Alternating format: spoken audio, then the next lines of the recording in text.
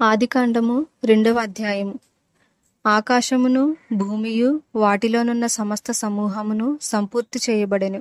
దేవుడు తాను చేసిన తన పని 7వ దినములోగా సంపూర్తి చేసి తాను చేసిన తన పని అంతటి నుండి 7వ దినమున విశ్రమించెను. కాబట్టి దేవుడు ఆ 7వ దినమును ఆశీర్వదించి పరిశుద్ధపరిచెను. ఏలయనగా దానిలో దేవుడు తాను చేసినట్టియు సృజించినట్టియు తన పని అంతటి నుండి విశ్రమించెను. దేవుడైన యెహోవా భూమిని ఆకాశమును చేసిన దినమందు భూమి ఆకాశములు సృజించబడినప్పుడు వాటి వాటి ఉత్పత్తి క్రమము ఇదే. అది వరకు పొలమందలి ఏ పొదయు భూమి మీద నుండలేదు, పొలమందలి ఏ చెట్టును మొలవలేదు. ఏలయనగా దేవుడైన యెహోవా భూమి మీద వాన కురిపించలేదు, నేలను సేద్యపరచుటకు నరుడు లేడు. అయితే ఆవిరి భూమి నుండి లేచి నేల అంతటినీ తడిపెను. దేవుడైన యెహోవా నేలమంటితో నరుని నిర్మించి వాని నాసికారంధ్రములలో జీవవాయువును ఊదగా నరుడు జీవాత్మ ఆయెను. దేవుడైన యెహోవా తూర్పున ఏదెనులో ఒక తోట వేసి తాను నిర్మించిన నరుని దానిలో ఉంచెను. మరియు దేవుడైన యెహోవా చూపునకు రమ్యమైనదియు ఆహారమునకు మంచిదియునైన ప్రతి వృక్షమును, ఆ తోట మధ్యను జీవవృక్షమును, మంచి చెడ్డల తెలివినిచ్చు వృక్షమును నేల నుండి మొలిపించెను. మరియు ఆ తోటను తడుపుటకు ఏదెనులో నుండి ఒక నది బయలుదేరి అక్కడి నుండి చీలిపోయి 4 శాఖలాయెను. మొదటి దాని పేరు పీషోను. అది హవీలా దేశమంతటి చుట్టూ పారుచున్నది. అక్కడ బంగారం ఉన్నది. ఆ దేశపు బంగారము శ్రేష్టమైనది. అక్కడ బోలమును గోమేధికములను దొరుకును. రెండవ నది పేరు గీహోను. అది కూషు దేశమంతటి చుట్టూ పారుచున్నది. మూడవ నది పేరు హిద్దెకెలు. అది అషూరు తూర్పు వైపున పారుచున్నది. నాలుగవ నది యూఫ్రటీసు.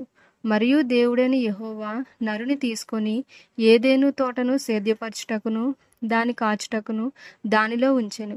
మరియు దేవుడైన యెహోవా ఈ తోటలనున్న ప్రతి వృక్ష ఫలములను నీవు నిరభ్యంతరముగా తినవచ్చును.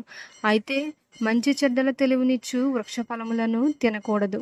నీవు వాటిని తిను దినమున నిశ్చయముగా చచ్చెదవని నరునికి ఆజ్ఞాపించెను. మరియు దేవుడైన యెహోవా నరుడు ఒంటరిగా నుండుట మంచిది కాదు, వానికి సాటి అయిన సహాయమును వాని కొరకు చేయుదుననుకొనెను. దేవుడైన యెహోవా ప్రతి భూజంతువును ప్రతి ఆకాశ పక్షిని నేల నుండి నిర్మించి ఆదాము వాటికి ఏ పేరు పెట్టెనో చూచుటకు అతని యొద్దకు వాటిని రప్పించెను. జీవము గల ప్రతిదానికి ఆదాము ఏ పేరు పెట్టెనో ఆ పేరు దానికి కలిగెను. అప్పుడు ఆదాము సమస్త పశువులకును ఆకాశ పక్షులకును సమస్త భూజంతువులకును పేరులు పెట్టెను. అయినను ఆదామునకు సాటి అయిన సహాయము అతనికి లేకపోయెను. అప్పుడు దేవుడైన యెహోవా ఆదామునకు గాఢ నిద్ర కలుగజేసి అతడు నిద్రించినప్పుడు అతని ప్రక్కటెముకలలో ఒక దానిని తీసి ఆ చోటును మాంసముతో పూడ్చివేసెను. తరువాత దేవుడైన యెహోవా తాను ఆదాము నుండి తీసిన ప్రక్కటెముకను స్త్రీనిగా నిర్మించి ఆమెను ఆదాము నద్దకు తీసుకొని వచ్చెను. అప్పుడు ఆదాము ఇట్లనెను, నా ఎముకలలో ఒక ఎముక, నా మాంసములో మాంసము, ఇది నరునిలో నుండి తీయబడెను గనుక నారి అనబడును. కాబట్టి పురుషుడు తన తండ్రిని తన తల్లిని విడిచి తన భార్యను హత్తుకొను, వారు ఏక శరీరమై యుందురు.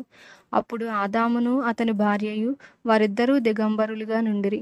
అయితే వారు సిగ్గు ఎరుగక యుండిరి.